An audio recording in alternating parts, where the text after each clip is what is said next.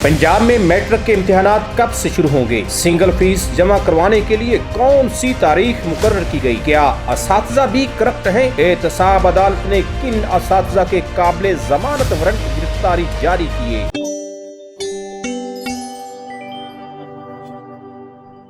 पंजाब के तमाम तालीमी बोर्ड्स के ज़ेरे एहतमाम मैट्रिक के सालाना इम्तिहानात 1 मार्च 2024 से शुरू होंगे, जिसके लिए तमाम तालीमी सरबराहान को बर वक्त शेड्यूल के मुताबिक तलबा और तालबात के दाखिला फॉर्म जमा कराने की हदायत कर दी गई है। तालीमी बोर्ड्स के तर्जमान कहते हैं कि पंजाब के तालीमी बोर्ड्स के ज़ेरे एहतमाम 10वीं क्लास के सालाना इम्तिहानात का आगाज बैक वक्त होगा। मैट्रिक का इम्तिहान देने के ख्वाहिशमंद तलबा और तालबात सिंगल फीस के साथ दाखिला फॉर्म 12 दिसंबर तक, डबल फीस के साथ 13 दिसंबर से 25 दिसंबर तक और 3 गुना फीस के साथ दाखिला फॉर्म 26 दिसंबर 2023 से 3 जनवरी 2024 तक जमा करवा सकते हैं। ताहम 3 जनवरी 2024 के बाद कोई दाखिला फॉर्म वसूल नहीं किया जाएगा। दूसरी तरफ लाहौर एहतसाब अदालत ने पैसे लेकर असातिज़ा की तकरीरें करने वाले जामिया पंजाब के असातिज़ा के खिलाफ शिकंजा कस लिया। एहतसाब अदालत लाहौर के जज कमर जमान ने करप्शन के इल्जाम में पंजाब यूनिवर्सिटी के साबिक वाइस चांसलर डॉक्टर मुजाहिद कामरान, प्रोफेसर हसन मुबीन आलम और प्रोफेसर डॉक्टर अब्दुल खालिक समेत दिगर मुलजमान के खिलाफ केस की समाअत की। डॉक्टर मुजाहिद कामरान समेत दिगर मुलजमान ने पेश होकर हाजिरी मुकम्मल करवाई। प्रोफेसर